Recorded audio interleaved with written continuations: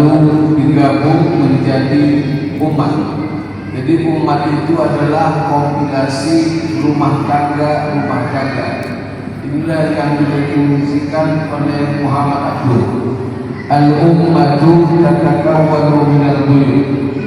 Maka kualitas umat sangat ditentukan dengan kualitas rumah. Satu fakta yang agak mencengangkan, dulu orang tua kita banyak yang buta huruf, tetapi mereka malu kalau anaknya buta huruf. Maka banyak orang tua kita dulu, walaupun dia buta huruf, dia duduk bersama anak-anaknya belajar mengulang kaki setiap malam.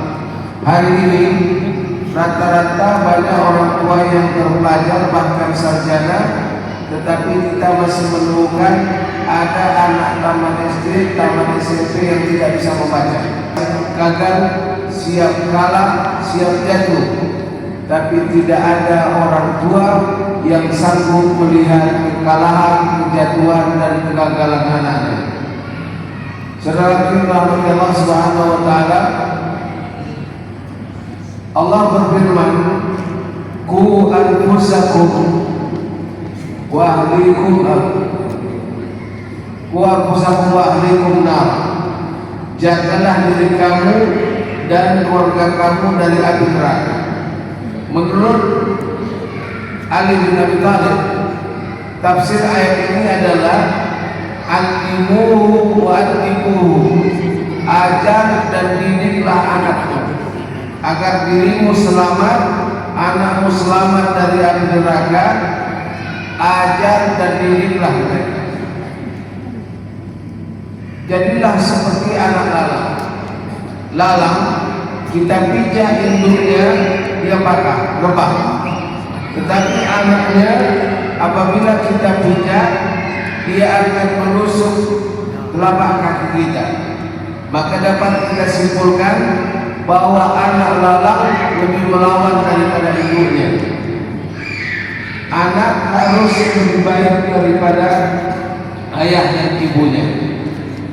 Saudara Allah Subhanahu wa taala, saya kebetulan bertemu dengan kepala Syahbandar Dumai, kepala pelabuhan. Dia mantan pelaut. Dia sudah mengelilingi dunia ini 2/3 negara. Di dunia sudah dia kunjungi. Lalu saya bertanya kepada beliau, "Kapten, apakah Anda menemukan anak-anak di luar negeri sama dengan anak-anak Indonesia?" Maksudnya Pak Ustadz, anak Indonesia itu terkenal dengan dua hal, main dan bising. Di mana ada anak Indonesia pasti main dan bising. Kita menerima itu dan menganggap itu wajar, sehingga akhirnya anak kita tidak bisa bedakan mana itu masjid, mana itu rumah, dan mana itu taman permainan. Ya, di Malaysia kita pergi ke sana, kita lihat, kita tak jumpa anak-anak yang berkumpul di sini. Apalagi di Masjid Nabawi, apalagi di Masjidil Haram, tidak jumpa. Dia juga mengatakan gitu. Kebetulan istrinya orang Meksiko. Di Meksiko tidak ada anak-anak yang bising-bising.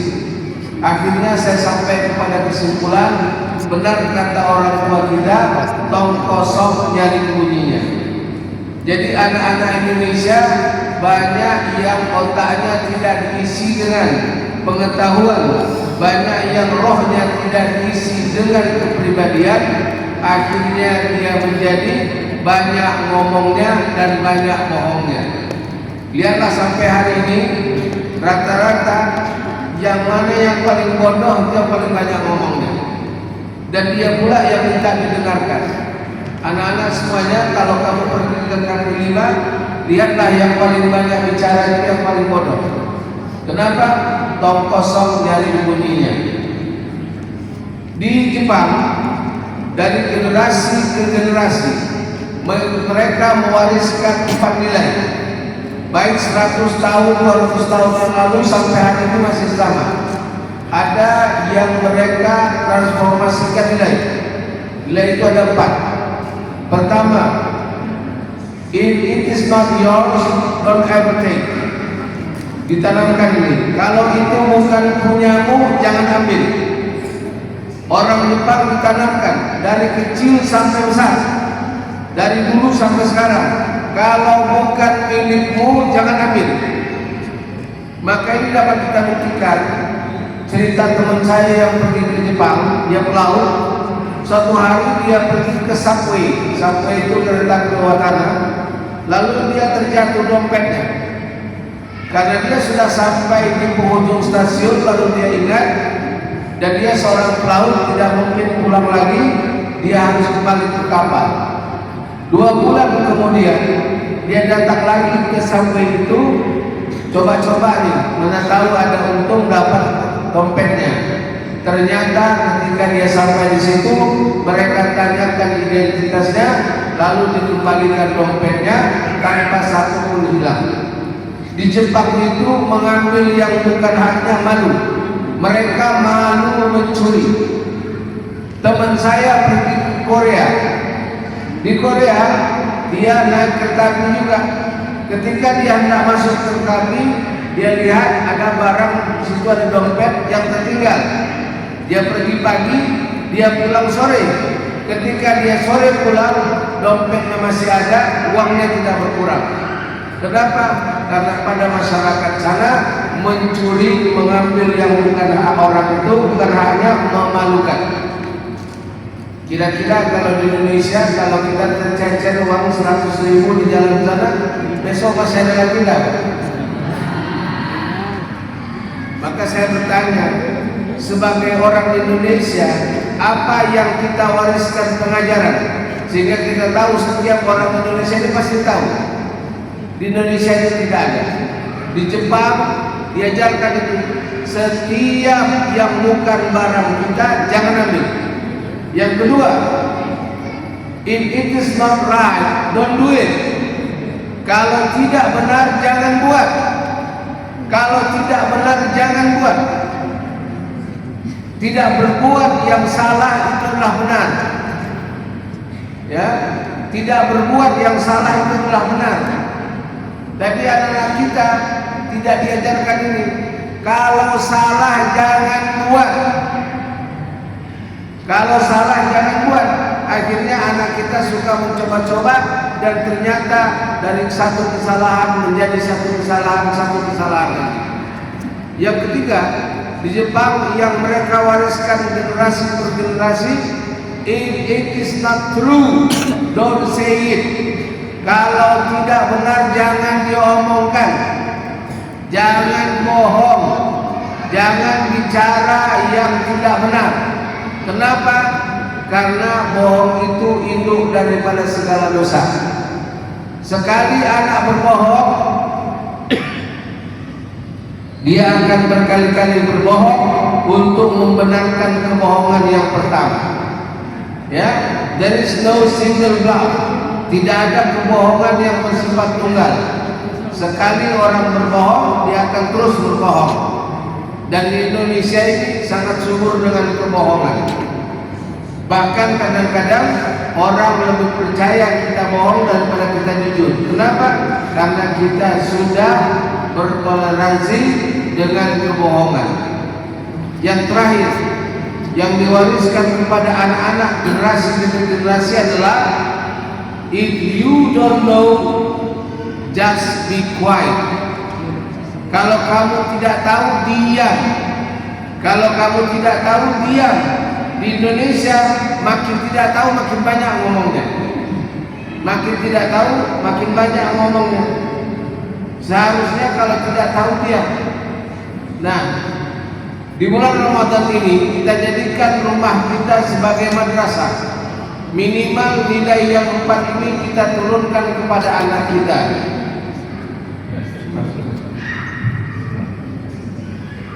Yang pertama tadi, coba anak-anak kita ulangi. Paling tidak pengajian kita hari ini tidak pengajian buluh kasak, ujungnya hilang pangkalnya lesah. Coba yang pertama apa? Yang bukan milikmu jangan ambil. Yang kedua, kalau tidak benar jangan lakukan. Yang ketiga, kalau tidak benar jangan omongkan, artinya jangan berbohong. Yang keempat, kalau tidak tahu diam. Kalau tidak tahu diam. Hari ini anak Indonesia terkesan dengan hal-hal berikut. Pertama, malu miskin tapi tidak malu bodoh. Anak Indonesia di semua tingkatan hampir semuanya banyak yang malu miskin tapi tidak malu nampak bodoh. Miskin itu takdir, tapi bodoh itu pilihan. Hari ini Iran berani melawan Amerika dan Israel karena dia melawan dengan ilmu, sesuai dengan nasihat daripada Imam Al-Ghazali yang juga orang Persia. Apa katanya? Al-ilmu quwwah, knowledge is power. Ya, ilmu itu kekuatan. If you want to be powerful, you have to be knowledgeable. Kalau kamu ingin kuat, jadilah kamu orang berilmu. Di Indonesia ini kita tidak temukan murid malu kalau bodoh. Sebuah eksperimentasi sosial dibuat di Jawa Barat. Satu pertanyaan untuk 100 anak murid SMA. Di manakah, apakah ibu kota Sumatera Utara? Dari sekian yang ditanyakan tak ada yang menjawab betul. Kenapa? Karena anak Indonesia lebih malu nampak miskin daripada malu nampak bodoh. Banyak maunya tapi banyak tidak tahunya. Anak-anakku sekalian, saya ingin ingatkan, di negeri kita ini, ya, di negeri kita ini yang sukses cuma 3 orang. Tanyakan dirimu, apakah kamu salah satu daripada yang 3 ini? Ya. Orang tua juga tolong diingatkan, kalau engkau ingin anakmu sukses, jadi orang berguna, orang hebat dan ternama, diridhoi Allah Subhanahu wa taala, tanyakan dirimu, apakah anakmu termasuk salah satu daripada yang 3 ini? Yang pertama, di Indonesia ini yang berhasil anak orang kaya. Dengan kekayaan bapaknya dia bisa beli kesuksesan. Setuju atau tidak? Setuju atau tidak? Mau apa? Bayar. Mau apa? Bayar. Mau apa? Bayar. Jika engkau bukan anak orang kaya, maka pintu itu tertutup untukmu. Di Indonesia yang berhasil itu pertama anak orang kaya. Dengan kekayaan orang tuanya dia bisa membeli kesuksesan. Yang kedua, yang sukses di negeri ini yaitu anak orang yang berkuasa. Dengan kekuasaan bapaknya dia bisa buat anaknya berkuasa. Ya, sekarang ayahmu berkuasa atau tidak? Kalau tidak, pintu itu tertutup. Yang tinggal cuma satu, bahwa yang berhasil di Indonesia setelah anak orang kaya, anak orang berkuasa, yaitu anak orang yang berkualitas dan sungguh-sungguh. Jadi kalau kamu ingin berhasil, jadilah kamu anak yang sungguh-sungguh dan berkualitas. Kenapa? Pentas tidak dibuat jadi pentas kecuali untuk tempat orang yang berkualitas. Bendera dibuat ada tiangnya. Kenapa? Karena yang tinggilah yang layak dihormati. Bendera itu kalau tanpa tiang dia tidak gagah. Maka anak-anakku sekalian, tinggilah kamu. Bukan tinggi dengan lain-lain, bukan dengan titelmu, tapi tinggi dengan semangatmu, tinggi dengan perjuanganmu.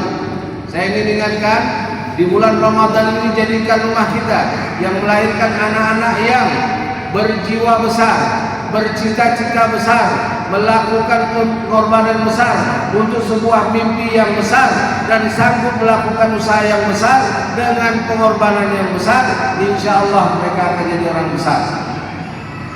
Saudara yang dirahmati Allah Subhanahu wa taala,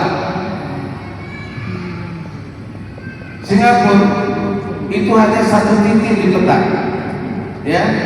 Tetapi negara yang terkaya selain Brunei itu Singapura. Bahkan investasi terbesar di Indonesia itu dari Singapura. Kenapa? Karena di Singapura itu orang berusaha untuk secerdas mungkin.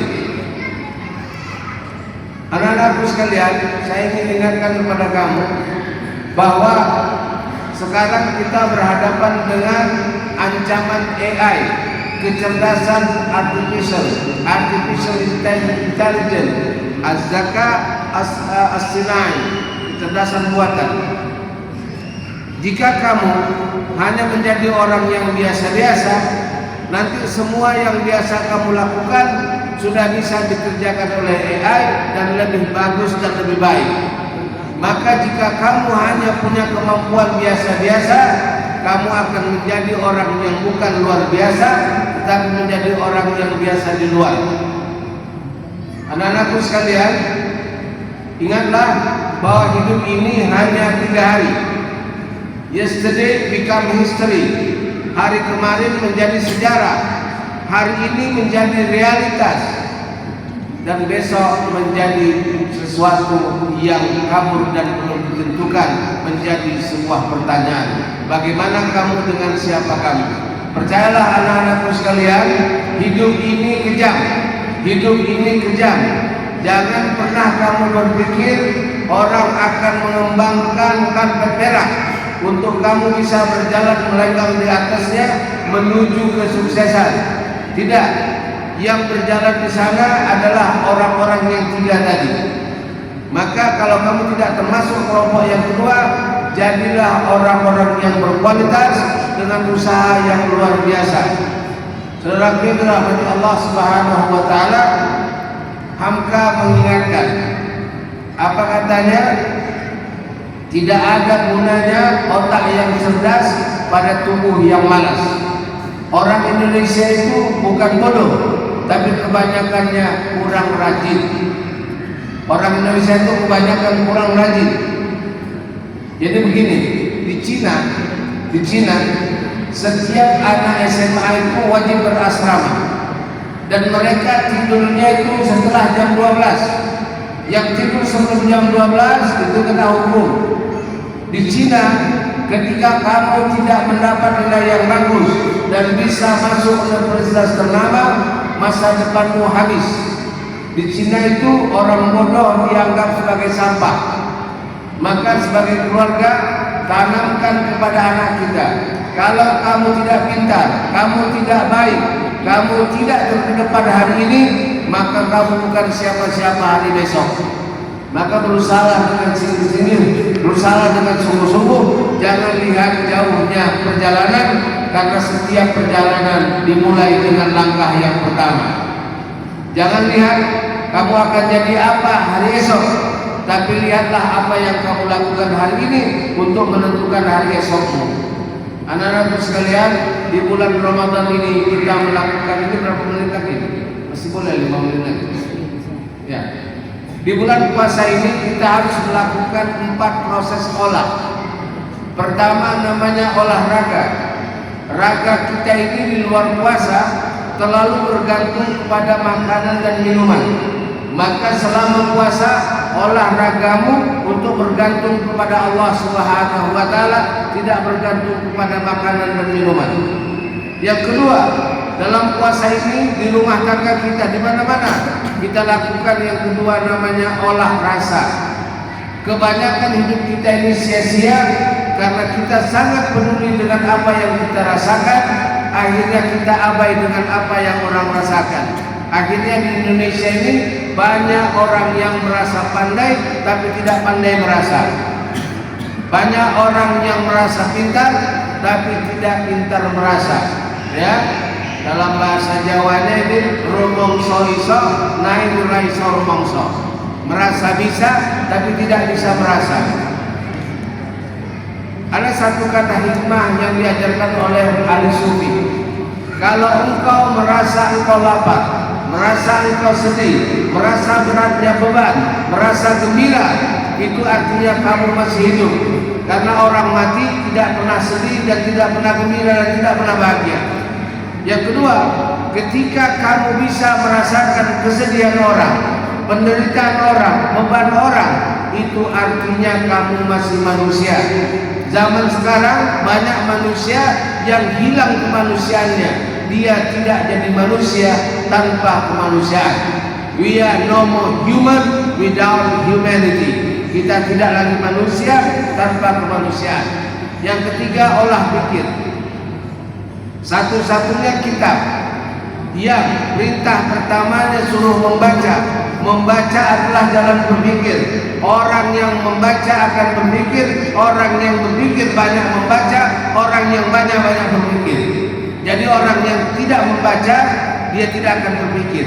Apalagi satu kenyataan, manusia adalah thinking creature. Manusia itu makhluk berpikir. Apabila manusia malas berpikir, berarti dia malas menjadi manusia. Maka dia sudah hilang sebagian dari kemanusiaannya. Itu sebabnya dalam Al-Quran terlalu banyak perintah untuk berpikir. Apa yang dipikirkan? Pikirkan siapa kita, di mana kita, dan hendak kemana kita, dan harus bagaimana kita. Akhirnya melahirkan satu pengajaran, selalu tahu diri, sadar diri, dan pandai menempatkan diri. Yang terakhir, olah hati. Di dalam bulan puasa ini kita mengolah hati kita. Hati kita dari semua sifat-sifat mazmumah. Ini yang disebut dalam perjalanan ahli tasawuf yang disebut dengan nama takhalli. Mengosongkan diri dari semua sifat-sifat tercela. Adalah bodoh kalau saya ingin memasukkan sesuatu yang bersih di sini tapi membiarkan tempatnya masih kotor. Maka harus dibersihkan dulu sebelum diisi. Jadi dirimu jika ingin kau isi dengan akhlak-akhlak yang terbaik, maka kosongkanlah dulu dari semua akhlak-akhlak tercela. Itu namanya tahalli. Setelah tahalli, kita bertahalli dan akhirnya menjadi tajalli. Maka akhirnya akan terpancarlah sifat-sifat mulia Allah Subhanahu wa taala pada diri manusia dalam bentuk akhlak, sifat dan tingkah laku. Jika Allah itu Maha Penyayang, manusia menjadi penyayang. Jika Allah itu Maha Mengetahui, manusia menjadi ingin tahu. Jika Allah itu Maha Pemberi, manusia menjadi pemberi. Kenapa? Karena Allah menasihatkan kita melalui Rasulnya, takhallaqu bi akhlaqir rahman. Berakhlaklah kamu seperti akhlak manusia. Terakhir anak-anakku, ini apa isinya nanti? Berapa harganya? 5.000 ya. Kalau kita isi teh berapa harganya? Bisa 7.000 ya. Kalau kita isi jus berapa harganya? Bisa jadi 10.000. Kalau kita isi madu berapa harganya? Bisa 100.000, ya kan? Kalau kita isi minyak wangi berapa harganya? Bisa 1 juta. Tapi kalau kita isi comberan berapa harganya? Tidak ada. Maka kamu semua anak-anakku, kamu adalah seperti bejana. Nilaimu tergantung apa yang diisi kepadamu, apa yang diisi gurumu, apa yang diisi ayahmu, apa yang diisi mamamu, apa yang kau isi pada dirimu. Kalau kau isi pada dirimu comberan, maka kau menjadi makhluk yang tidak berharga. Tapi kalau kau isi di sana intan, permata, dan semua yang berharga, maka engkau akan menjadi orang yang luar biasa. Biasakanlah yang kau isi berharga, akhirnya yang keluar daripadamu adalah mutiara-mutiara yang berharga dari hasil pembacaan dan pengamatan dan mendapatkan hikmah hidup yang akhirnya menjadikan hidupmu berarti dan bermakna. Wallahu yaqulul haqq wa huwa yahdis sabil. Wassalamualaikum warahmatullahi wabarakatuh.